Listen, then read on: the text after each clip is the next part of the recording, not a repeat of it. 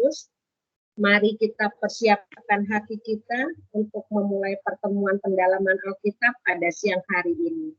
Mari kita awali dengan tanda kemenangan kita dalam nama Bapa dan Putra dan Roh Kudus. Amin.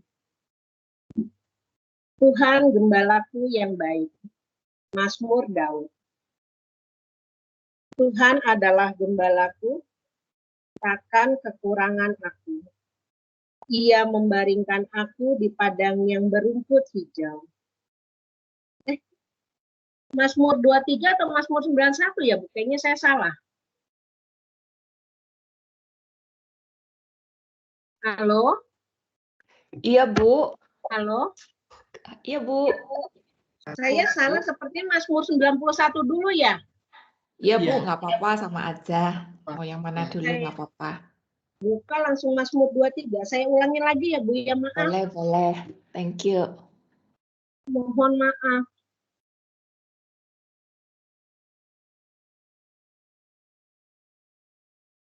Dalam nama Bapa dan Putra dan Roh Kudus. Amin. Dalam lindungan Allah. Orang yang duduk dalam lindungan yang maha tinggi dan bermalam dalam naungan yang maha kuasa akan berkata kepada Tuhan, tempat perlindunganku dan kubu pertahananku, Allahku yang kupercayai.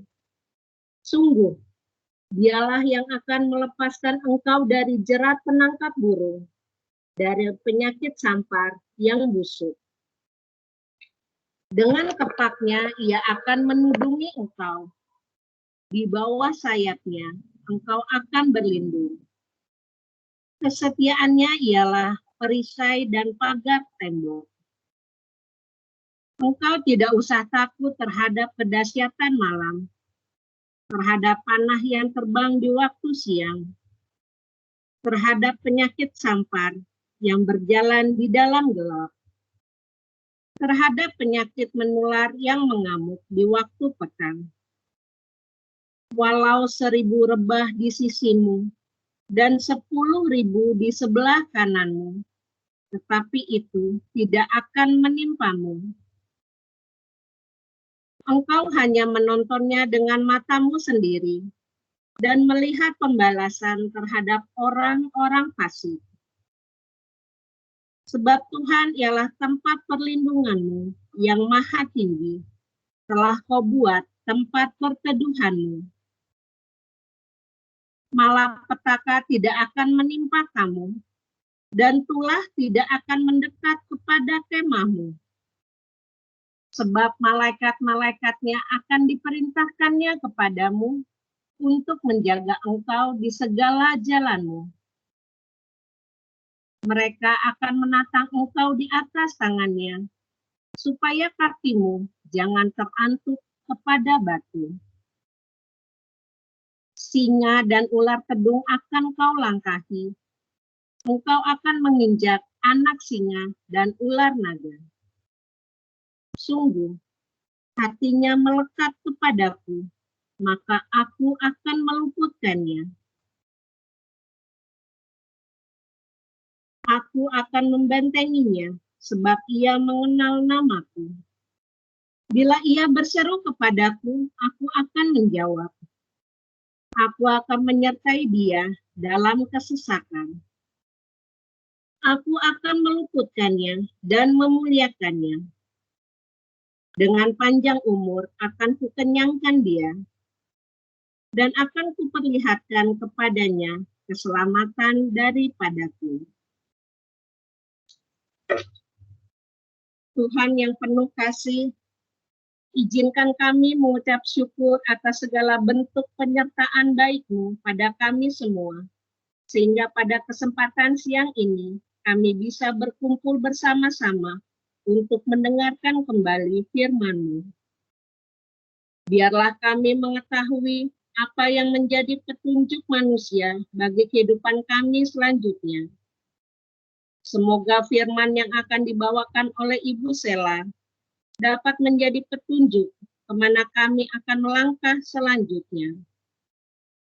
Semoga setiap ucapan, perkataan dari firman-Mu dapat menjadi penerang kehidupan kami. Tuhan yang penuh kasih, bimbinglah kami untuk menjadi pendengar yang baik.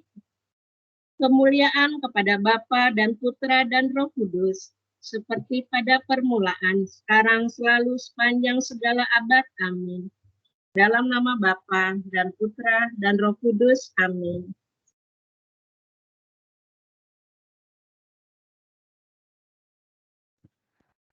Thank you, Ibu. Selamat siang, teman-teman semua. Shalom. Hari ini kita PA-nya kita akan bedah Alkitab ya. Kita udah lama nggak bedah Alkitab, ayat tafsir ayat. Semoga semua pada pegang Alkitab. Toh di rumah kalau nggak pegang cepat lari ambil sebentar. Ambil Alkitab sama catatan karena kita akan punya cukup banyak ayat hari ini untuk dibedah. Oke, tema kita hari ini adalah aku berharga di mata Tuhan. Kenapa? Karena sering ya, kita ini kan suka ngerasa gini, aduh udah dosa, udah salah gitu. Pada saat kita sadar kalau kita berdosa, kita bersalah gitu, terus kita tuh rasanya, aduh udah dosa nih, mau doa tuh kayaknya malu gitu. Aduh udah lama bolos, udah lama nggak PA, udah lama nggak komsel gitu. Udah lama doanya bolong-bolong, kayaknya mau doa itu malu gitu. Aduh udah kadung salah nih, udah kadung salah gitu. Kayaknya malu gitu. Habis marah-marah, habis apa tuh kesel sama orang gitu, habis ngomel, habis berantem gitu, mau saat teduh kayaknya aduh kok gak bisa gitu, kayaknya nggak pantas, kayaknya susah gitu, kayaknya merasa aduh nggak bisa deh, udah kadung salah nih, nggak bisa gitu. Malu kadung salah, udah kelamaan bolos, udah kadung marah nih, kayaknya malu gitu. Nah, Bapak dan Ibu, teman-teman, aku cuma bilang ya, perasaan-perasaan seperti itu tuh sebetulnya tipuan iblis. Pada saat kita sadar, kita udah lama bolos, kita udah lama males, kita udah kadung dosa, kita udah kadung marah-marah gitu ya, terus merasa, aduh aku nggak layak gitu. Aku nggak layak, nggak bisa berdoa. Nggak bisa deh kemisah gitu, nggak bisa doa gitu. Itu tuh tipuan iblis yang membuat kita malah nggak bisa makin deket ke Tuhan gitu. Nah, ini sebenarnya sama yang terjadi sama ini siapa tuh namanya Hawa, Adam dan Hawa. Pada waktu Adam dan Hawa habis berdosa, ingat nggak di Taman Firdaus apa yang mereka lakukan? Mereka kan lari, ngumpet gitu. Sampai Allah harus cariin Adam, Hawa, di mana engkau? Karena mereka merasa berdosa, lalu mereka ngumpet gitu. Ya ini sebetulnya hal yang sama terjadi sama kita gitu. Kita udah rasa salah, lalu kita malu, malah menjauh dari Tuhan. Apalagi terus nanti si iblis, dia bisik-bisikin kita. Lu udah salah lu, dosa lu, udah kadung males, udah kebanyakan bolos, udah kadung marah-marah, lu udah dosa lu, udah nipu orang, udah apa lu, tuh pikiranmu kayak gitu, tuh hatimu kayak gitu tuh, kamu mah nggak kudus, nggak murni lu, malu-maluin Tuhan aja, udah jangan gitu. Nah, si iblis kan malah makin manas-manasin kita, biar kita makin ngumpet dari Tuhan. Nah, ini semua tipuan iblis yang sebenarnya akan membuat kita malah makin jauh dari Allah. Nah, tipuan-tipuan dan perasaan-perasaan kayak gini itu tuh yang harus terus lawan sama diri kita. Caranya bagaimana? Kita harus tahu dulu status kita ini sebenarnya siapa. Saat kita tahu status kita ini sebenarnya siapa, maka saat kita mengalami kejatuhan dan merasa malu sama Allah, tapi kalau kita tahu status kita ini siapa, kita tidak akan kepancing sama tipuan iblis, malah kita akan bisa jalan lagi lebih dekat untuk kembali minta ampun dan masuk lagi ke dalam hadiratnya Allah. Nah, ini kenapa kita mesti tahu bahwa saya ini berharga di matanya Tuhan. Bagaimana Tuhan memandang saya. Sehingga Ya namanya manusia ya, kan pasti jatuh lagi. Jangan sampai pada saat kita jatuh, lalu kita ketipu iblis, lalu kita merasa saya ndak layak. Makin jauh. Nah, Yesaya 40 ayat 31. Yesaya 40 ayat 31. Yesaya 40 ayat 31. Tetapi orang yang menanti-nantikan Tuhan mendapat kekuatan baru. Mereka seumpama Raja Wali yang naik terbang dengan kekuatan sayapnya. Mereka berlari dan tidak menjadi lesu. Mereka berjalan dan tidak menjadi lelah. Nah, teman-teman, Bapak dan Ibu, kita mesti tahu ya bahwa Tuhan itu menciptakan kita seperti seorang Raja Wali. Jadi di mata Tuhan, kita itu sebetulnya adalah Raja Wali yang memang dilatih untuk bisa terbang, untuk bisa berlari tanpa menjadi lesu, untuk bisa berjalan tanpa menjadi lelah, untuk bisa menjadi raja dari segala macam jenis burung-burungan gitu. Kita ini diciptakan Tuhan sebagai seorang raja wali.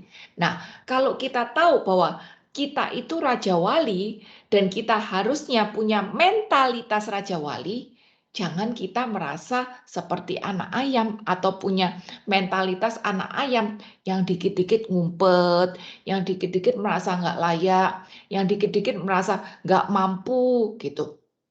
Padahal sebetulnya di mata Tuhan, kita ini adalah Raja Wali. Kalau Tuhan memandang kita Raja Wali, kenapa saya mandang diri sendiri anak ayam? Ini loh, tipuan dosa itu kayak begitu. Membuat kita merasa kecil, membuat kita merasa tidak layak dan jelek. Padahal Tuhannya aja ngelihat kita Raja Wali. Lah kok kita ngelihat diri sendiri ayam. Ini yang terjadi sama Adam dan Hawa. Dan iblis memanfaatkan ini agar kita terus memandang diri kita tuh makin kecil, makin kecil. Dah, kadung dosa deh. Ya udahlah, kadung dosa. Makanya orang biasanya kalau udah kadung dosa makin bablas. Karena apa? Karena tidak sadar kalau Tuhan itu sedang melihat dia seperti Raja Wali. Dia merasa tidak layak, dia merasa kadung dosa, lalu mikir, udahlah, aku udah jelek, aku udah tidak pantas, aku udah tidak layak, toh aku udah lakukan semuanya. Ya udah dosa, ya udah sekalian. Itu. Nah, ini semua adalah tipuan iblis. Nah, kita nggak mau seperti itu. Kita harus tahu bagaimana berharganya kita di hadapan Allah. Sehingga kalau kita mengalami kejatuhan, kita bisa cepat bangkit berdiri dan bukan malah ngumpet seperti yang dilakukan oleh Adam dan Hawa. Teman-teman, aku lagi terpesona dengan satu movie ya. Dia adanya di YouTube. Judulnya The Chosen. The Chosen. Ini cerita tentang Yesus dan murid-muridnya. Ini cerita berseri. Sekarang udah masuk season 2, saya lupa episode berapa. Ini cerita berseri, cerita pendek begitu ya, kayak cerita TV, tapi cerita tentang Yesus dan murid-muridnya. Dan itu bagus banget. Karena apa? Karena ini bukan biasa. Ini bukan sesuatu yang biasa. Dia menggambarkan Yesus dengan murid-muridnya itu yang mempunyai perasaan juga, yang jatuh bangun juga dengan pergumulan-pergumulan pribadi, masalah sosial, dan tekanan-tekanan dunia gitu. Jadi digambarkan dengan luar biasa. Salah satunya yang aku ingat ya, bagaimana mereka itu menggambarkan Maria Magdalena. Tahu Maria Magdalena kan dikatakan yang pernah kerasukan 7 roh jahat. Maka Maria Magdalena itu punya masa lalu yang kelam. Dia pernah diperkosa, dia punya luka yang dalam karena ditinggal oleh orang tuanya, tidak diceritain kenapa, mungkin meninggal gitu ya. Tapi itu menjadi luka yang dalam, lalu dia diperkosa, maka dia jatuh ke dalam kehidupan yang gelap lah, jadi pelacur lah, jadi penjudi lah, apa segala macam gitu, macam-macam gitu. Kehidupannya dia itu sangat menyakitkan, sangat pahit gitu. Maka dia banyak sekali dibuang oleh sosial masyarakat karena dia dianggap wanita yang nggak benar gitu ya. Nah, sampai satu hari di mana dia benar-benar mengalami keterpurukan di dalam hidupnya, lalu tiba-tiba dia dibebaskan oleh Tuhan Yesus. Dan Yesus bilang sama dia, aku memanggil engkau dengan namamu. Gitu. Nah, di dalam film itu diceritakan bahwa Maria Magdalena ini punya nama panggung. Nama panggungnya itu Lilith. Lilith gitu di cerita itu gitu. Karena apa? Karena dia nggak mau, dia menyamarkan. Ini orang yang berdosa tuh kayak gitu. Dia menyamarkan dirinya sendiri. Karena dirinya sendiri ini sebenarnya tahu kebenaran itu apa. Tapi kebenaran itu tersembunyi di dalam dirinya dia. Nah, maka namanya dia Maria Magdalena itu tadi, dia umpetin, nggak ada orang yang tahu. Nama panggungnya Lilith. Nah, pada waktu dia ketemu Yesus, di masa dia sangat-sangat terpuruk, Yesus bilang, aku mengasihi engkau dan aku memanggilmu dengan namamu. Dia panggil Maria Magdalena. Di sini Maria Magdalena merasa benar-benar dikasihi, benar-benar diterima apa adanya, siapapun dia dengan masa lalunya yang suram apa segala macam gitu ya. Dia merasa Yesus terima dia apa adanya. Yesus tidak mempermasalahkan masa lalunya dia, kejatuhannya, kegagalannya. Maka setelah dia bebas dari tujuh setan itu tadi, maka dia menjadi muridnya Yesus. Pengikut muridnya Yesus ya, bersama dengan 12 saudaranya yang lain, yang cowok-cowok itu. Nah, diceritakan di film itu, setelah beberapa lama mereka mengikuti Yesus, rupanya ada perasaan dari Maria Magdalena ini tadi akan dosa lamanya, di mana dia kembali lagi merasa malu, di mana dia merasa lagi nggak layak, di mana dia merasa lagi, aduh aku bukan orang yang bagus, aku nggak layak deh, aku ikut dia yang Mesias ini tadi, aduh aku berdosa. Nah ini tipuan iblis yang berusaha untuk tarik dia kembali jauh dari Tuhan untuk kembali masuk ke dalam dunia lamanya. Maka waktu itu terjadi sebuah pemicu di mana si Maria Magdalena ini ketemu, diceritakan waktu itu serdadu Romawi yang membuat dia ingat akan masa lalunya yang suram. Di situ Maria Magdalena keluar dari komunitas 12 murid Yesus itu tadi, keluar dari komunitas itu lalu pergi kembali ke tempat di mana dia masa lalunya tinggal. Kembali lagi dia berjudi, kembali lagi dia mabuk-mabukan, diceritakan seperti itu. Ingat, seorang pengikut, bahkan seorang murid Yesus pun bisa kembali jatuh pada dosa-dosanya di masa lalu. Hanya karena apa? Hanya karena merasa aku tidak berharga. Aku sudah berdosa. Aku tidak layak. Dia terlalu kudus. Maka dia sendiri yang mengundurkan diri dan kembali masuk ke masa lalunya. Tapi ya, luar biasanya Tuhan Yesus itu tadi. Itu kenapa ya kita tuh harus punya komunitas untuk support kita dari segala macam hal. Nah, singkat cerita di film itu dikatakan pada saat 12 rasul ini tadi yang cowok-cowok kehilangan Maria Magdalena, mana Maria Magdalena? Ternyata dia nggak ada. Wah, mereka cari dan ternyata mereka menemukan Maria Magdalena di tempat judi lagi gitu, istilahnya kembali ke masa lalu. Dan di sana mereka ngomong dengan Maria Magdalena bahwa nggak apa-apa, toh Yesus juga udah pulihkan kamu, dia tidak akan kaget dengan apa segala macam ini, dan dia bawa lagi Maria Magdalena untuk masuk lagi ke dalam komunitas. Tapi yang mau saya ceritakan di sini adalah walaupun seorang murid, kita juga masih bisa jatuh. pada perasaan-perasaan saya tidak layak, saya tidak berharga, saya berdosa, maka saya tidak seharusnya ada di sini. Dan ini adalah tipuan-tipuan iblis. Maka bagus kalau kita punya komunitas yang akan terus cari kita dan akan panggil kita saat kita hilang dan tolong kita untuk kembali. Datang lagi kepada Yesus saat kita merasa saya tidak berharga, saya tidak layak. Ingat tadi Yesaya 40 ayat 31. Bagaimanapun juga Tuhan ini memandang kita sebagai Raja Wali.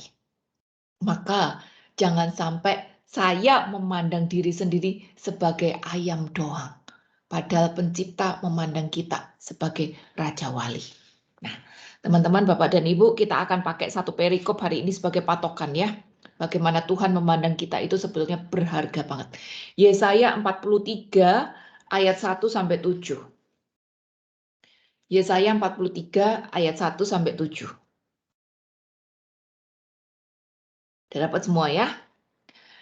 Tetapi Allah adalah satu-satunya penebus.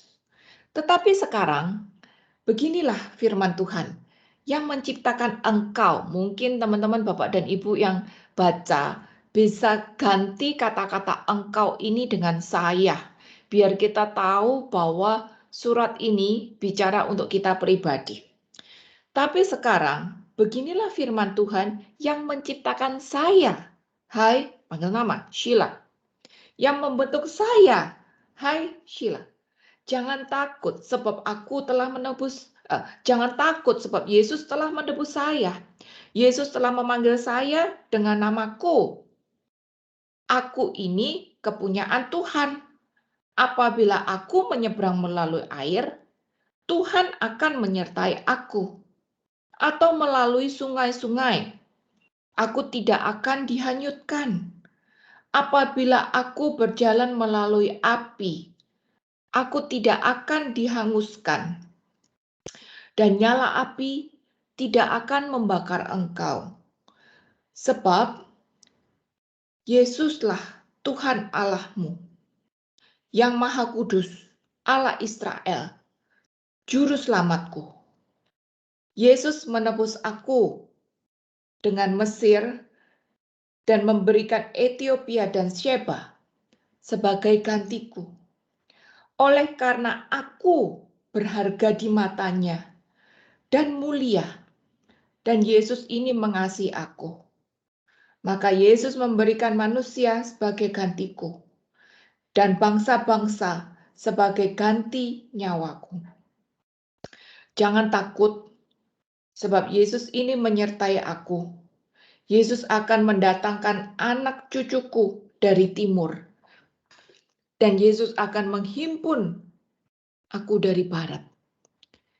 Yesus akan berkata kepada utara, berikanlah, dan kepada selatan, janganlah tahan-tahan. Bawalah anak-anak Tuhan laki-laki dari jauh, dan anak-anak Tuhan perempuan dari ujung-ujung bumi. Semua orang yang disebutkan dengan nama Tuhan, yang Tuhan ciptakan untuk kemuliaannya, yang Tuhan bentuk, dan yang juga Tuhan jadikan. Teman-teman, lihat ya, bagaimana 7 ayat ini menunjukkan bahwa Allah, Yesus, itu adalah satu-satunya penebus. Dan bagaimana Allah, Yesus, ini melakukan segalanya yang terbaik untuk kita. Karena dia menganggap kita berharga. Lihat ayat 4. Dia bilang, oleh karena saya berharga di mata Tuhan. Bukan cuma berharga di mata Tuhan, tapi juga mulia. Mulia. Berarti apa? Ada nilai lebih dari yang lain. Kita ini dianggap berharga. Bukan cuma berharga, tapi berharga dan mulia. Berarti nilai kita tuh lebih daripada yang lain. Buat Tuhan, kita manusia itu lebih mulia dibandingkan ciptaan yang lain. Dan Tuhan mengasihi kita. lebih daripada yang lain. Jadi kita ini harus tahu siapa saya di mata Tuhan. Kita ini harus tahu nilai kita di mata Tuhan ini. Menyadari nilai kita di mata Tuhan. Kita ini raja wali. Di mata Tuhan kita ini raja wali. Berharga, mulia. Jadi, kalau Tuhan memandang kita sedemikian berharga, sedemikian mulia, sedemikian dahsyat, sampai dia sendiri rela mati-matian untuk tolong kita, maka jangan kita mandang diri sendiri ini kecil, anak ayam gitu ya. Orang bosnya yang ciptain aja mandang kita berharga, lah kok kita tertipu gitu, mandang diri sendiri kecil kayak gitu. Ya, karena kalau kita mandang diri sendiri kecil, susah buat kita itu untuk bangkit. Susah buat kita itu untuk naik secara rohani dan segala. Bahkan secara kemanusiaan pun kita akan susah gitu. Aku cuman inget, kami kan layanin transgender kan, waria-waria itu. Nah, sering transgender itu karena mereka orang-orang jalanan ya. Mereka tuh suka bilang gini, kita kan sampah masyarakat. Kita ini kan sama sampah masyarakat. Nggak ada yang mau terima kita. Nggak ada yang mau tolong kita gitu. Itu yang mereka sering ngomong. Kita ini sampah masyarakat. Jadi mereka itu menilai dirinya sendiri sebagai sampah masyarakat. Lah, kalau mereka menilai diri sendiri sebagai sampah masyarakat, mereka merasa diri sebagai sampah, akibatnya apa? Seumur hidup mereka cuma bisa gini-gini doang.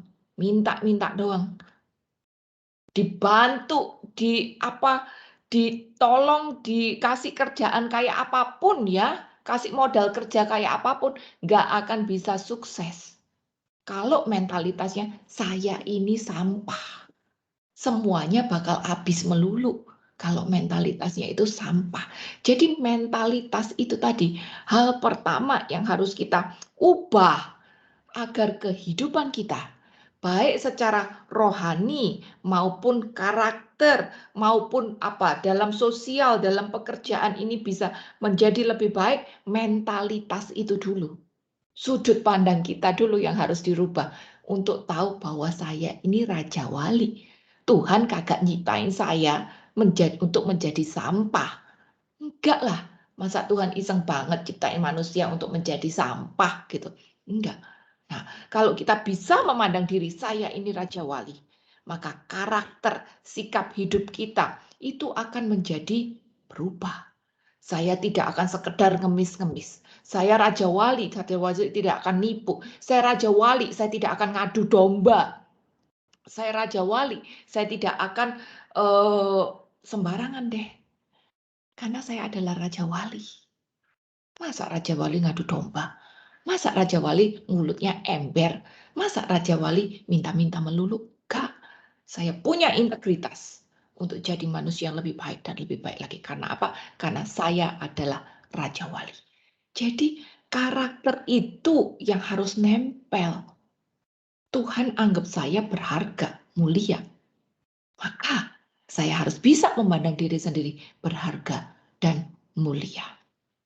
Oke, coba ya kita lihat ayatnya ini satu-satu. Teman-teman, aku enggak tahu ini kelar satu kali PA apa enggak. Kalau enggak kelar, kita kelarin minggu depan.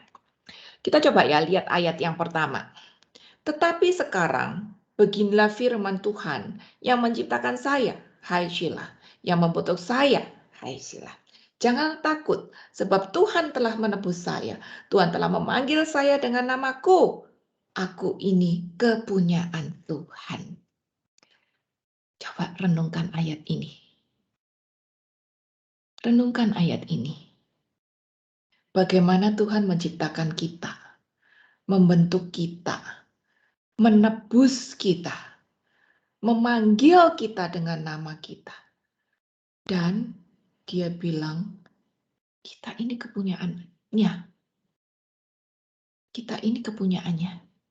Ayat ini nanti ya kalau nonton The Chosen itu adanya di YouTube sama di apps, nggak ada di Netflix.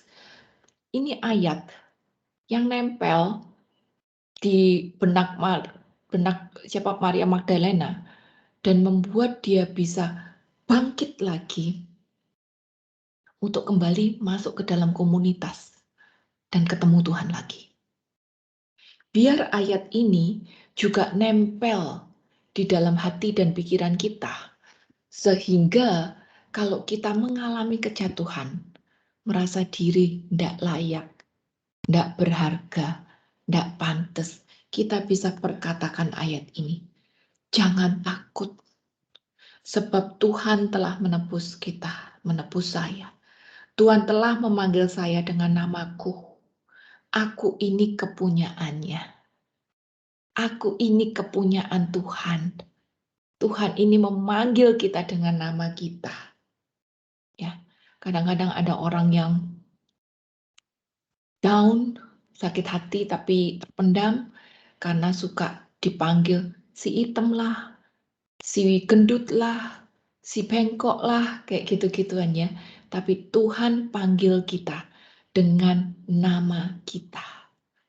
Betapa kita berharga di mata Tuhan ini tadi. Dan dia bilang, aku ini milik dia. Aku ini milik dia. Kalau kita punya kesadaran betapa berharganya kita, karena kita ini milik dia, wah, kita tidak akan kena pada tipuan apapun juga. Oke, kita coba bedah ya, betapa kita ini harus tahu bahwa saya berharga di mata Tuhan. Ayat 1 ini kita bisa lihat bagaimana kita ini benar-benar berharga di mata Tuhan. Coba kita lihat di Kejadian 1 ayat 26-27. Kejadian 1 ayat 26-27. Berfirmanlah Allah, baiklah kita menjadikan manusia menurut gambar dan rupa kita, supaya mereka berkuasa atas ikan-ikan di laut dan burung-burung di udara, dan atas ternak, dan atas seluruh bumi, dan atas segala binatang melata yang merayap di bumi. Maka Allah menciptakan manusia itu menurut gambarnya, menurut gambar Allah yang diciptakannya dia. Laki-laki dan perempuan diciptakannya mereka. Nah, teman-teman, Bapak dan Ibu, lihat ya, kita ini diciptakan segambar dan serupa dengan Allah. Maka kita ini sempurna. Masa kita yang segambar dan serupa dengan Allah nganggap diri sampah? Masa kita yang segambar dan serupa dengan Allah nipu, ngomongnya ember, ngomongnya ngadu-ngadu gitu? Masa yang kita yang segambar dan serupa dengan Allah harus kudus kan? Tapi nggak mau mengakui kalau saya ini sebenarnya kudus. Jadi betapa kita ini berharga karena Tuhan sendiri menciptakan kita spesial. Lebih dari spesial pakai telur, tapi spesial karena kita segambar dan serupa. Berarti apa sih? Punya roh, punya bagian dari rohnya Allah. Itulah kita. Kita. Kejadian 1 ayat 28, lanjutin. Allah memberkati mereka, lalu Allah berfirman kepada mereka, beranak cuculah dan bertambah banyak, penuhilah bumi dan taklukkanlah itu. Berkuasalah atas ikan-ikan di laut dan burung-burung di udara dan atas segala binatang yang merayap di bumi. Lihat bagaimana sebetulnya manusia bukan hanya diciptakan segambar dan serupa dengan Allah, tapi juga derajatnya paling tinggi. Kenapa derajatnya paling tinggi? Biar bisa berkuasa, ngatur segala isi alam semesta ini. Ada di atas ciptaan-ciptaan lainnya. Ini yang Tuhan mau gitu. Dan ini kenapa dia menciptakan kita berharga. Karena dia memang mau kita itu di atasnya, yang lainnya itu tadi. Kayak gitu. Nah, bukti lain lagi ya, batasin ini Kejadian, nanti kita balik lagi di situ. Mazmur 8 ayat 5 sampai 6. Mazmur 8 ayat 5 sampai 6.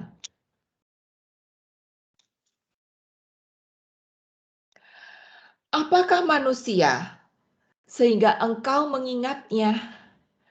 Apakah anak manusia sehingga engkau mengindahkannya? Namun engkau telah membuatnya hampir sama seperti Allah dan telah memahkotainya dengan kemuliaan dan hormat. Lihat ayat paralelnya ya dengan tadi Kejadian 1, 26, 27. Bagaimana manusia ini diciptakan seperti Allah, hampir sama dengan Allah. Ya elah, tinggi banget, luar biasa banget. Allah menciptakan kita sedemikian tingginya. Lah, masa kita nganggap diri kalah ya? Gak pantas lah. Aduh aku cuman gini doang. Aduh aku gak bisa lah. Aduh aku gak mampu lah. Kayak gitu. Padahal Allah sudah menciptakan kita sedemikian tingginya. Itu.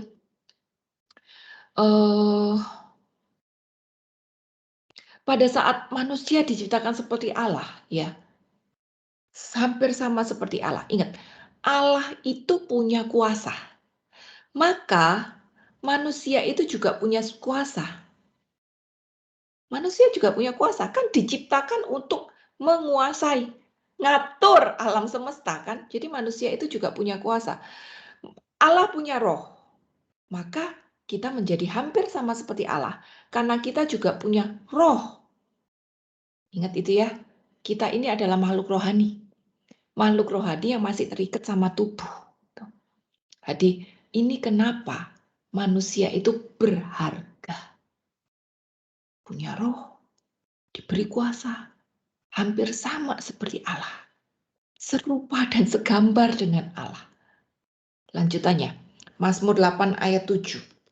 Engkau membuat dia berkuasa atas buatan tanganmu. Segala-galanya telah kuletakkan di bawah kakinya. Jelas banget, Allah membuat manusia demikian tinggi derajatnya agar dia berkuasa atas tangannya.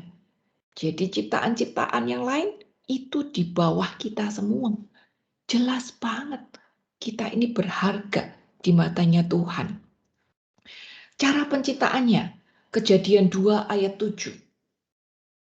Ketika itulah Tuhan Allah membentuk manusia itu dari debu tanah dan menghembuskan nafas hidup ke dalam hidungnya. Demikian manusia itu menjadi makhluk yang hidup. Ketika itulah Tuhan Allah membentuk. Namanya membentuk, itu tuh kan pakai tangan. Ada pekerjaan yang dilakukan oleh Allah pada waktu dia menciptakan manusia. Padahal kalau ingat bagaimana Allah menciptakan ya makhluk-makhluk yang lain dan segala macamnya ya. Allah bersabda, maka terjadilah terang. Allah bersabda, maka terang dan gelap itu tadi terpisah. Allah bersabda, maka ada binatang, ada ikan-ikan, ada burung di udara. Semuanya Allah ciptakan dengan cara bersabda. Tapi khusus untuk manusia, bagaimana dia menciptakan? Bukan cuma dengan bersabda, tapi dia membentuk dengan tangannya. Nah, ini luar biasanya. Orang membentuk itu kan pasti dengan perhatian. Ada sesuatu yang pekerjaan yang dilakukan. Bukan asal-asalan, tidak bakalan jadi kalau asal-asalan. Dengan perhatian yang lebih. Di sini ada kasih. Di sini ada pembentukan kesempurnaan. Ini kenapa kita harus tahu kalau kita ini berharga di matanya Tuhan. Coba lihat lagi ya. Mazmur 139. Mazmur 139 ayat 13-14. Hari ini kita bedah Alkitab ya. Jadi banyak bolak-balik Alkitab. Mazmur 139 ayat 13-14.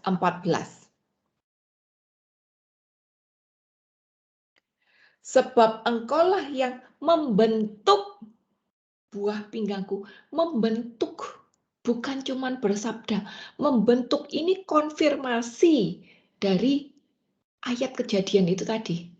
Lihat teman-teman, di Alkitab itu bila ada 2 ayat mengatakan hal yang sama, itu tuh adalah sesuatu yang pasti. Gitu. Jadi kita sudah ketemu nih 2 ayat, bagaimana Tuhan itu menciptakan kita. Ada kerja yang Allah lakukan, sesuatu yang khusus, sesuatu yang spesial yang Tuhan lakukan pada waktu Dia menciptakan kita. Nggak beda dengan yang lainnya, cuma bersabda dong. Sebab engkaulah yang membentuk buah pinggangku, menenun aku dalam kandungan ibuku. Ada pekerjaan yang dilakukan di situ. Aku bersyukur kepadamu karena kejadianku dahsyat dan ajaib. Ajaib apa yang kau buat dan jiwaku benar-benar menyertai. Kau buat, semua itu Tuhan lakukan. Aku juga garis bawain. Menenun, kau buat, ini action semuanya ya. Jadi semuanya itu ada actionnya dari Tuhan gitu. Betapa berharganya kita. Sampai Tuhan pun do an action pada waktu Dia menciptakan kita. Dia tidak menciptakan Boni dengan sembarangan. Dia tidak menciptakan Bu Maitri dengan sembarangan. Dia tidak menciptakan Kenny dengan sembarangan. Tidak.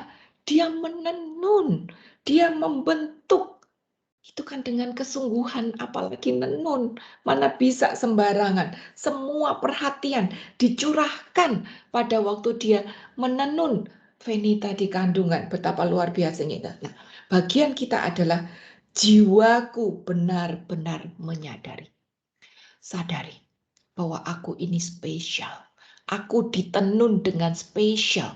Aku bukan barang reject. Aku bukan kesalahan. Aku bukan sampah. Aku bukan barang cacat.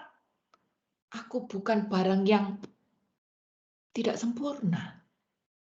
Tapi Tuhan menciptakan aku di dalam kesempurnaan, keserupaan dengannya. Karena itu dia anggap aku berharga. Karena dia lihat aku berharga. Dia tenun aku dengan spesial. Ini harus kita sadari. Jadi jangan sampai kita ketipu dengan iblis. Kalau ada sesuatu terjadi pada kehidupan kita, biar kita tidak jatuh pada tipuan iblis seperti yang terjadi pada Adam dan Hawa. Malah menghilang, malah sembunyi. Tapi kalau kita tahu, kita ini berharga dan kita sadarin itu tadi. Walaupun iya kita salah, kita akui dan bawa kesalahan itu makin dekat ke hadapan Tuhan. Sehingga kita punya kekuatan, kesanggupan untuk tidak lagi jatuh. Ini, sadari dulu bahwa aku ini berharga. Mazmur 139 ayat 2. Engkau mengetahui kalau aku duduk atau berdiri. Engkau mengerti pikiranku dari jauh. Lihat, karena kita ini berharga, Tuhan perhatiin kita setiap detail. Makanya ayat bilang, Allah mengerti pikiran tiap orang. Karena dia yang menciptakan kita. Jadi dia pada saat kita merasa tidak berharga, pada saat kita merasa galau, tidak pantas, Tuhan tahu kok sebetulnya. Tuhan tidak kaget. Tuhan tidak kaget dengan rasa galau kita, rasa malu kita itu tadi. Tuhan nggak kaget. Karena Tuhan tahu pikiran kita. Jadi kalau kayak Adam dan Hawa, apa yang Tuhan lakukan? Tuhan yang nyari kan. Dia teriak panggil, Adam, Hawa, kamu di mana? Walaupun Tuhan juga udah pasti tahu lah ya, Adam dan Hawa itu di mana, nggak ada orang yang bisa ngumpet kan di hadapan Allah gitu. Tapi Tuhan tetap dia lakukan bagiannya. Dia yang teriak untuk nyari. Tuhan mau Adam dan Hawa dengan kesadaran sendiri datang balik lagi. Nah, ini juga yang Tuhan mau kita lakukan. Tuhan akan berteriak untuk mencari. Seperti yang dia lakukan kepada Maria Magdalena. Nanti nonton film The Chosen itu digambarkan bagaimana Tuhan kirim Simon sama Matius untuk cari Maria Magdalena. Padahal Tuhan juga tahu tuh Maria Magdalena ngumpetnya di mana kan, tapi dia kirim Matius sama Simon untuk ketemu cariin itu Maria Magdalena. Nah, di situ mereka ngomong, ayo balik lagi ke komunitas. Tuhan juga udah tahu kok. Masa lalumu kayak apa, Tuhan juga tahu kok. Salahmu kayak apa, Tuhan juga udah tahu tuh. Mau malu apa? Orang Tuhan juga udah tahu semuanya. Apalagi yang mau diumpetin? Dia juga bakal tahu semua. Dia juga sudah tahu semuanya. Gak ada yang bisa diumpetin. Bahkan pikiran kita pun dia tahu. Jadi mau ngumpet apa? Orang segala-segalanya tahu. Nah, setelah itu Maria Magdalena yang harus memutuskan balik apa enggak. Demikian juga kita. Tuhan akan kirim berbagai macam cara untuk tolong kita, untuk sadarkan kita bahwa kita ini berharga. Bahwa dia pun sudah tahu sebetulnya pikiran kita. Tidak ada gunanya malu, tidak ada gunanya umpet-umpet, tidak ada gunanya merasa saya berdosa. Orang dia udah tahu. Tapi pilihan kita mau bangkit kembali menjadi Raja Wali atau tetap menjadi anak ayam. Walaupun Tuhan ciptakan kita sebetulnya sebagai Raja Wali. Jadi Tuhan udah tahu pikiran kita. Tidak ada gunanya kita ngumpet-ngumpet lagi. Yohanes 10 ayat 13.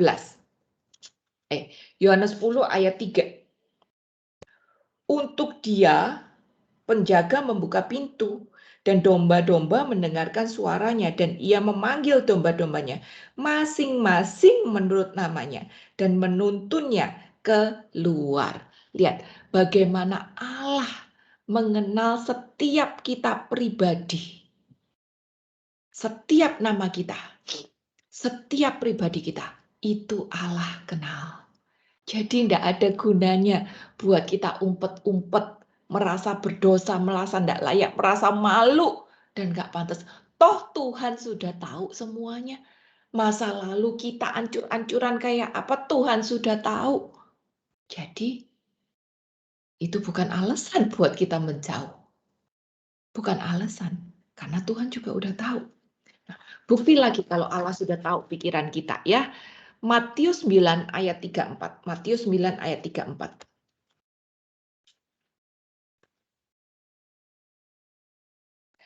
3 dan 4 ya, bukan 34. Matius 9 ayat 3 dan 4. Maka berkatalah beberapa orang ahli Taurat dalam hatinya, ia menghujat Allah. Tapi Allah mengetahui pikiran mereka, lalu berkata, mengapa kamu memikirkan hal-hal yang jahat di dalam hatimu? Lihat, Allah mengetahui pikiran mereka. Ini, bagaimana Allah mengenal domba-dombanya, nama mereka, pikiran mereka, hati mereka. Secara Allah yang menciptakan setiap dari kita untuk maksud dan kehendaknya di dalam Dia. Setiap kita diciptakan dan Allah, setiap kita diciptakan dengan spesial dan Allah memandang kita berharga, mulia, Raja Wali. Maka kalau kita jatuh, jangan kita yang mengecilkan diri sendiri dan malah menjauh dari Allah. Ikut pada tipuan iblis. Tapi setiap kali kita jatuh, ingat ayat yang tadi pertama, Yesaya 43 ayat 10. Bahwa Allah bilang, Dia mengasihi kita, Dia memanggil kita dengan nama kita, dan kita tidak usah takut lagi. Kembali datang kepada Dia. Karena bagaimanapun juga, Dia punya rencana atas hidup kita, dan Dia memandang kita berharga. Kembali lagi ya ke ayat dasar kita, Yesaya 43. Sekarang kita lihat ayat yang kedua. Yesaya 43 ayat yang kedua. Apabila engkau menyeberang air, aku akan menyertai engkau. Atau melalui sungai-sungai, engkau tidak akan dihanyutkan. Apabila engkau berjalan melalui api, engkau tidak akan dihanguskan. Dan nyala api tidak akan membakar engkau. Teman-teman, Bapak dan Ibu lihat ya. Kita harus menyadari bahwa Allah ini menyertai kita dalam segala hal. Ya. Karena apa? Karena kita berharga. Maka apapun yang terjadi di dalam kehidupan kita, api, air, dia sertai semuanya. Juga hari-hari ini, kalau kita lihat ya, mungkin kita semua juga merasakannya, mungkin kita hari ini sedang menjalani sungai corona yang sedang meluap, api, permasalahan ekonomi yang bisa menghancurkan atau menyeberangi air yang mungkin berupa kesedihan yang membuat kita hanyut dengan segala macam penyakit dan permasalahan hidup kita. Apapun yang hari ini kita alami, Tuhan itu menyertai kita. Dan lihat bagaimana karena dia melihat kita sebagai sesuatu yang berharga. Dia menyertai kita di dalam setiap keadaan kita, walaupun itu sulit sekali. Ya, Tuhan sertai kita. Aku lagi terpesona dengan film The Chosen itu, ya. Aku baru lihat season yang terakhir, season 2 episode yang terakhir. Di situ digambarkan bagaimana Tuhan bersama dengan Matius sedang ngedraft Beatitudes, Sabda di Bukit. Dia tahu pada waktu dia mau pidato ucapan sabda bahagia itu tadi, itu audiensnya yang nonton itu banyak, bakal ribuan orang gitu. Maka dia persiapkan ini khotbah pertamanya ini dengan matang. Dan digambarkan di situ yang ikut dia itu cuma Matius doang.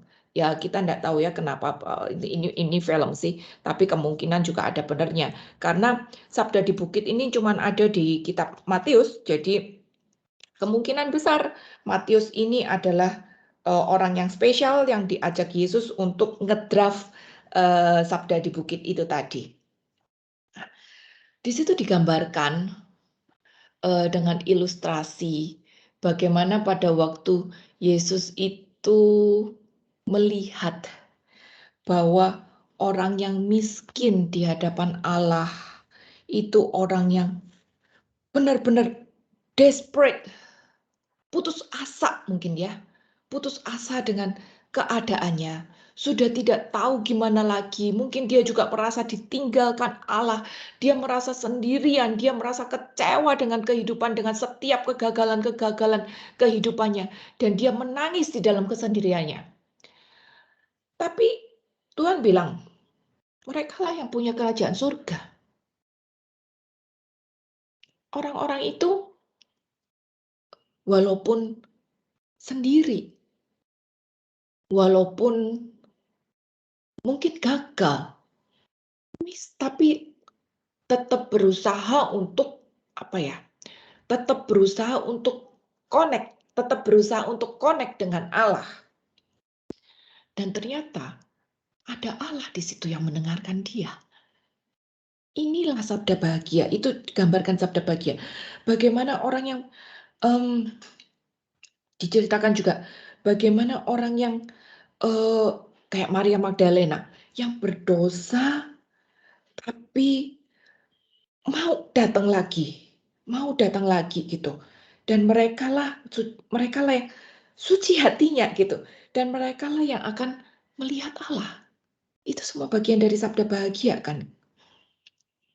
Bagaimana orang yang haus dan lapar akan kebenaran, berusaha untuk mencari Tuhan, untuk ikut sama Tuhan, untuk taat, tapi tidak mengerti dan merasa kehidupannya itu berat. Karena dia nggak tahu kenapa ini terjadi. Tapi dia hanya berusaha untuk melakukan apa yang benar. Aduh, aku sampai terharu banget. Dan ternyata mereka itulah yang dipuaskan. Jadi teman-teman Bapak dan Ibu, lihat ya, bagaimana walaupun kehidupan itu bukan sesuatu yang mudah, tapi karena Tuhan tahu kalau kita ini berharga, maka Dia tidak akan membiarkan kita sendirian. Selalu ada kekuatan, selalu ada penyertaan. Dan itu dia tuangkan, aku yakin semua udah apa. Itu dia tuangkan dengan luar biasa di sabda bahagia itu tadi. Nah, mungkin beberapa ayat apa itu namanya, hafalan buat kita ya. 1 Korintus 10 ayat 13. Kita udah hafal semuanya. Bahwa pencobaan-pencobaan itu tidak melebihi kekuatan kita. Dan bahkan Tuhan memberikan jalan keluarnya gitu. Jadi itu janji Tuhan. Karena apa? Karena kita berharga. Jadi dia tidak membiarkan pencobaan itu melebihi kekuatan. Pencobaan yang kita alami itu semuanya biasa. Semuanya biasa. Tuhan janji dia tidak akan kasih kita lebih daripada yang seharusnya. Atau Filipi 4. Filipi 4 ayat 13. Filipi 4 ayat 13. Ini ayat paralelnya juga. Segala perkara dapat kutanggung di dalam Dia yang memberi kekuatan kepadaku. Segala perkara, mau lewat air, mau lewat api, mau lewat sungai, kita bisa lalui. Karena kita ada kekuatan dari Dia. Dia yang menyertai kita. Dia yang menjaga kita agar tidak terbakar. Dia yang jaga kita agar tidak tenggelam. Karena kita berharga, maka kita dijaganya. Ini semua gambaran dari apa yang Tuhan katakan sebetulnya di Beatitude, sabda bahagia. Bahwa walaupun kita merasa berat, ada Dia di sana. Ada Dia. Bagian kita hanya berjalan dan tetap pastikan saya kembali lagi ke Dia, saya berkiblat lagi ke Dia, walaupun aku tidak mengerti. Yesaya 44 ayat 2. Yesaya 44 ayat 2.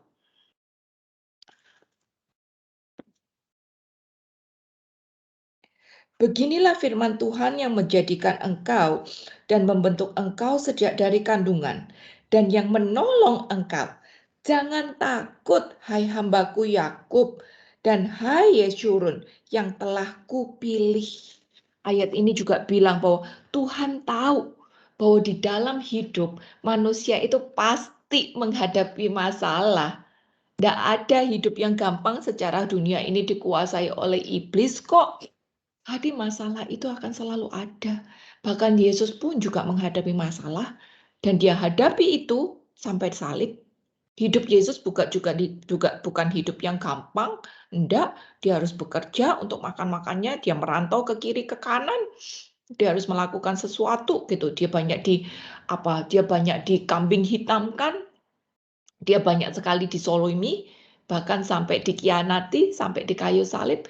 Jadi kehidupan kita di dunia itu bukan sesuatu yang gampang. Dan Yesus tahu itu. Yesus tahu itu. Tapi dia bilang bahwa dia menyertai. Dan dia menolong kita. Jadi jangan takut. Ingat, kita diciptakan sebagai Raja Wali. Maka kita yang harus bangkit. Jangan aku punya mental ayam. Karena aku adalah Raja Wali. Yesaya 43, balik lagi ayat 3 dan 4. Sebab akulah Tuhan Allahmu yang Maha Kudus, Allah Israel. Juru selamatmu, aku menebus engkau dengan Mesir dan memberikan Ethiopia dan Sheba sebagai gantimu. Oleh karena engkau berharga di mataku dan mulia, dan aku ini mengasihi engkau, maka aku akan memberikan manusia sebagai gantimu dan bangsa-bangsa sebagai ganti nyawamu. Gitu. Lihat betapa berharganya kita di mata Tuhan. Walaupun kita berdosa, tapi Allah tidak membiarkan kita. Jadi apa yang dia lakukan saat manusia jatuh di dalam dosa, dia mengutus manusia, Yesus, anaknya sendiri, sebagai gantinya. Yesus gantiin hukuman kita, agar kita bisa bebas dari hukuman dosa. Yesus jadi manusia, agar bisa gantiin kita. Apa tuh hadapi hukuman dari dosa itu tadi. Ingat, upah dosa adalah maut. Roma 6 ayat 23. Tapi Yesus jadi manusia agar dia bisa ambil hukuman maut itu tadi, sehingga kita bebas dari hukuman itu. Nggak ada cara lain untuk menggambarkan bagaimana kita berharga di matanya. Sampai dia rela jadi manusia dan gantiin hukuman kita. Mungkin ya, kalau kita punya anak atau kita punya orang tua gitu, kita kesian dia dihukum, kita bisa bilang, udah deh aku aja yang dihukum. Bebasin dia. Nggak tega kita, nggak tega. Nah, perasaan itu yang Allah punya terhadap kita. Nggak tega kita dihukum. Nggak rela kita dihukum. Dia begitu mengasihi kita, dia begitu lihat kita ini sesuatu yang berharga, sampai dia nggak tega, dia nggak rela kita dihukum. Dan apa yang dia lakukan? Dia yang turun untuk ambil hukuman kita. Betapa kita berharga di mata dia. Maka kalau Tuhan sudah menganggap kita berharga kayak gitu, kalaupun kita jatuh ke dalam dosa, jangan kita ketipu sama iblis lalu merasa, aduh aku dosa, aku nggak layak. Enggak. Tapi harus tahu, Tuhan sudah tolong aku. Bagaimanapun juga Tuhan sudah tebus aku. Dia lihat aku berharga. Maka aku harus kembali datang ke dia. Toh dia juga udah tahu kesalahanku, masa laluku. Aku ngumpet pun juga nggak berguna. Dia juga tahu aku ngumpet di mana. Jadi ya kembali lagi ke Tuhan. Ingat teman-teman, karena bagaimanapun juga ya, hari ini tuh kita hidup di dunia yang plan B, aku nyebutnya gitu. Dunia yang plan B. Plan B, plan A-nya Allah, itu dulu di zaman Adam dan Hawa, manusia diciptakan untuk hidup di dalam kekekalan tanpa dosa di Taman Eden. Itu plan A-nya Allah.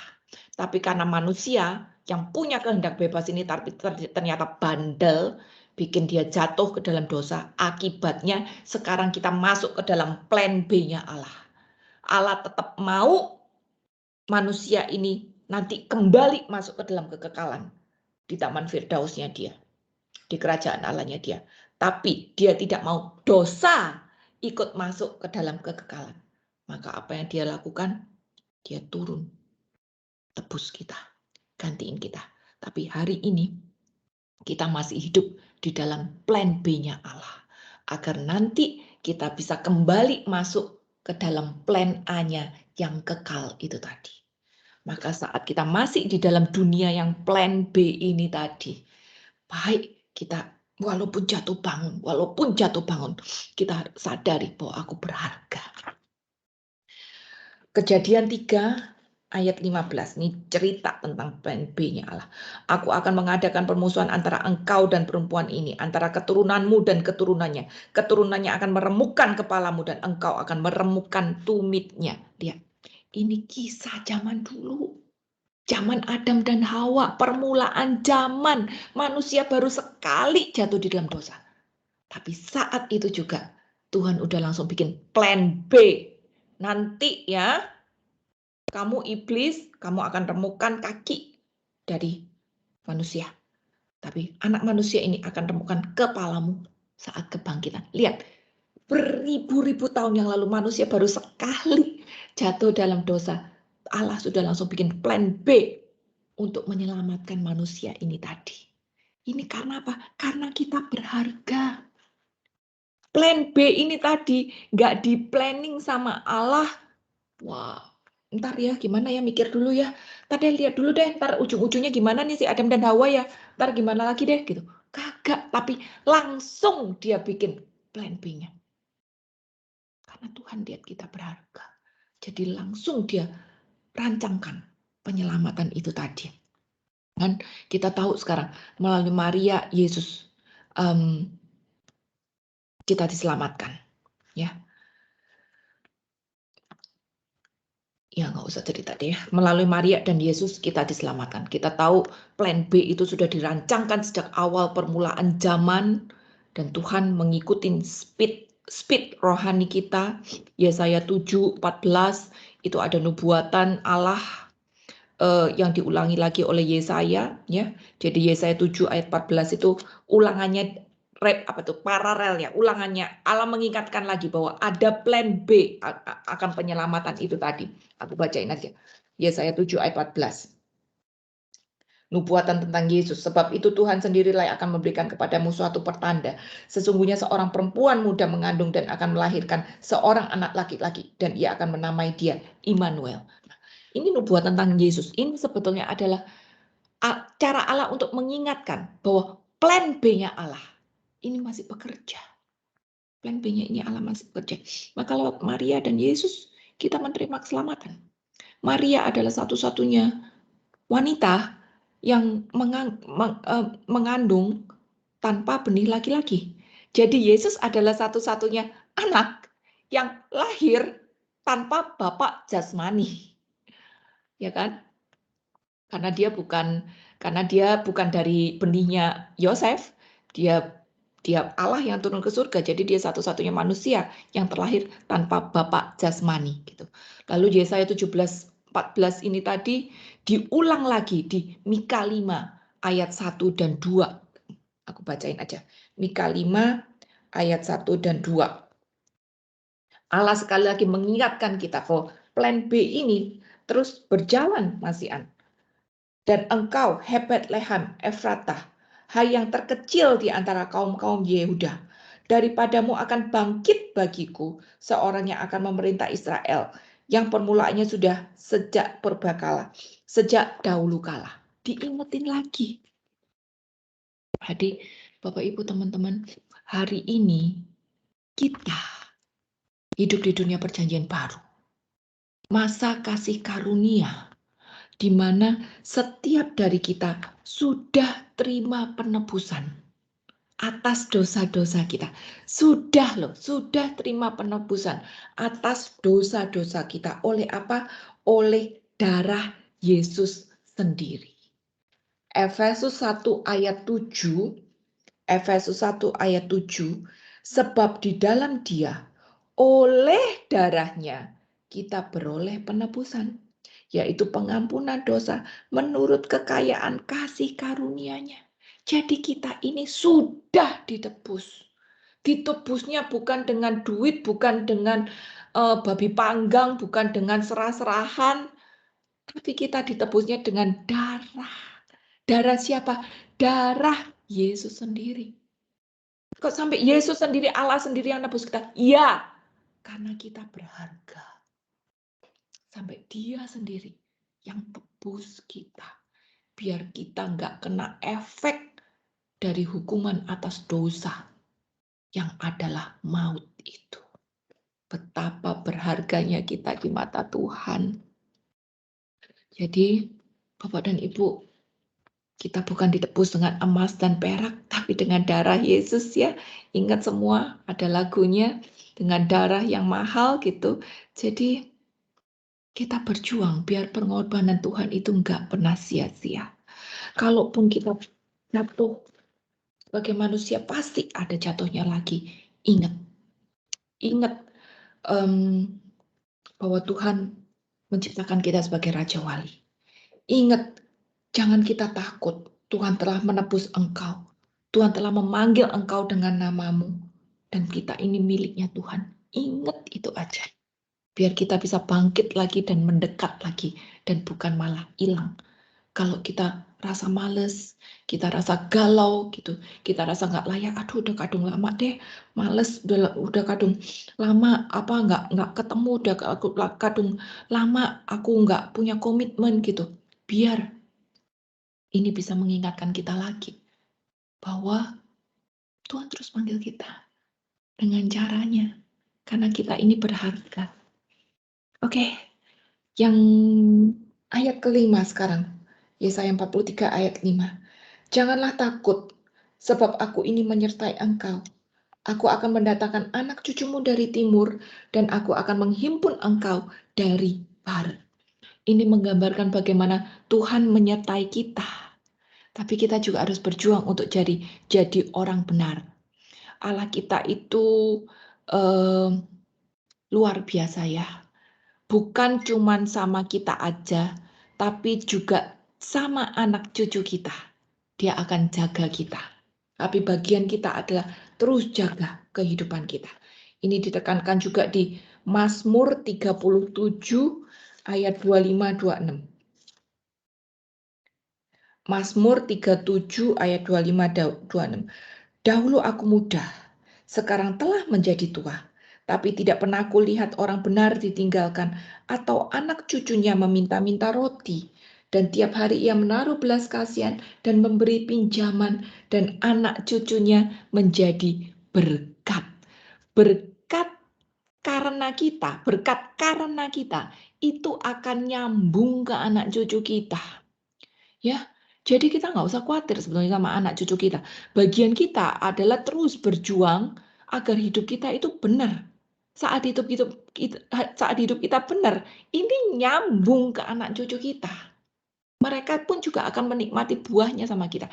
Jadi bagian kita tuh sekarang sama anak cucu jangan cuman menekankan hal-hal akademis. Sering kita di sini hanya menekankan hal-hal akademis, tapi kita juga harus menuntun mereka untuk hidup di dalam kebenaran. Karena lewat situ nanti Tuhan akan memberikan berkat-berkatnya. Lalu berikutnya, yang terakhir ya, kelar juga ternyata ya. Yesaya 43 ayat 67. Aku akan berkata kepada utara, berikanlah, dan kepada selatan, janganlah tahan-tahan. Bawalah anak-anakku laki-laki dari jauh, dan anak-anakku perempuan dari ujung-ujung bumi. Semua orang yang disebut dengan namaku, yang kuciptakan untuk kemuliaanku, akan kubentuk, dan yang juga kujadikan. Pada akhirnya ya teman-teman, ini adalah rencana Allah. Bahwa kita semua nanti jiwa-jiwa ini akan kembali ke surga. Ini yang menjadi rencana Allah. Kita akan dikumpulkan di dalam kerajaannya, dalam janji Tuhan gitu. Jadi jangan kita takut lagi karena itu adalah rumah kita yang kekal. Kita diciptakan untuk kemuliaannya. Itu adalah rumah kita kekal. Sesusah-susahnya hidup kita sekarang, segalau-galaunya hidup kita sekarang, ini semua hanyalah temporary saja. Biar kita bisa bertahan, jatuh bangun balik lagi ke dia, jatuh bangun lawan rasa males, jatuh bangun lawan rasa galau, jatuh bangun lawan rasa takut, jatuh bangun lawan kedagingan-kedagingan kita. Karena ini semua nanti temporary. Tuhan mau kumpulkan kita semuanya untuk menjadi bagian di dalam warga kerajaannya. Jangan takut untuk itu karena tidak ada orang yang akan di sini selamanya. Dan Tuhan mau kita nanti kembali bersatu dengan dia, masuk ke dalam plan A-nya dia, kekekalan bersama dengan dia. Yohanes 14 ayat 1-3. Janganlah gelisah hatimu, percayalah kepada Allah. Percayalah juga kepadaku, di rumah Bapa-Ku banyak tempat tinggal. Jika tidak demikian, tentu aku akan mengatakannya kepadamu, sebab aku pergi ke situ untuk menyediakan tempat bagimu. Dan apabila aku telah pergi ke situ, dan aku telah menyediakan tempat bagimu, aku akan datang kembali dan membawa kamu ke tempatku, supaya di tempat di mana kamu berada, di tempat di mana aku berada, kamu pun berada. Ini rencana Allah. Dia mau kita satu dengan dia. Jadi jangan takut lagi. Dia merencanakan kita satu dengan dia. Di mana dia ada, di situ pun tidak ada. Dia akan datang kembali untuk bawa kita. Bagian kita sekarang perbaiki. Bagaimana aku memandang diri sendiri. Saat Allah memandang aku berharga, baiknya aku juga memandang diri berharga. Jangan aku memandang diri, oh aku yang males, aku yang udah kadung gini, aku yang udah kadung gitu, aku yang udah dosa gini, aku yang udah dosa gitu. Enggak. Allah menciptakan kita untuk sebuah kekekalan. Filipi 1 ayat 21-22. Filipi 1 ayat 21-22. Karena bagiku hidup adalah Kristus dan mati adalah keuntungan. Tapi jika aku hidup di dunia ini berarti bagiku bekerja memberi buah. Jadi mana yang harus kupilih? Aku enggak tahu. Ini benar banget teman-teman Bapak Ibu. Hidup itu adalah Kristus. Mati adalah keuntungan. Saat kita mati, kita nggak usah bingung lagi dengan konflik keluarga, tetangga yang bandel, masalah penyakit, kematian, air mata, masalah ekonomi. Kita nggak usah pusing lagi tuh. Jadi mati itu adalah keuntungan. Tapi kalau sampai hari ini Tuhan masih kasih kita kesempatan untuk hidup, berarti hidup kita harus berbuah. Hidup kita harus berharga. Hidup kita harus meaningful. Kita harus bisa mengisi hari-hari kehidupan kita dengan sesuatu yang memberkati orang lain. Bukan untuk enake awake dhewe. Bukan untuk egoku pribadi. Bukan untuk memuaskan diriku sendiri.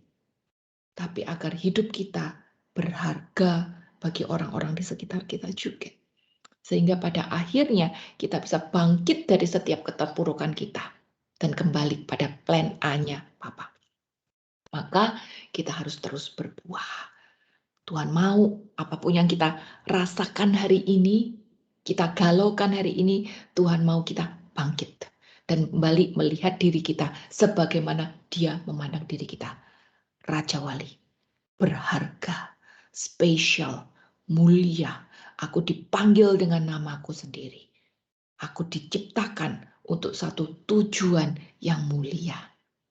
Semoga menjadi berkat dan semoga menjadi penghiburan, semangat untuk Bapak dan Ibu, teman-teman untuk makin dekat lagi sama Tuhan. Tuhan Yesus memberkati. Oke.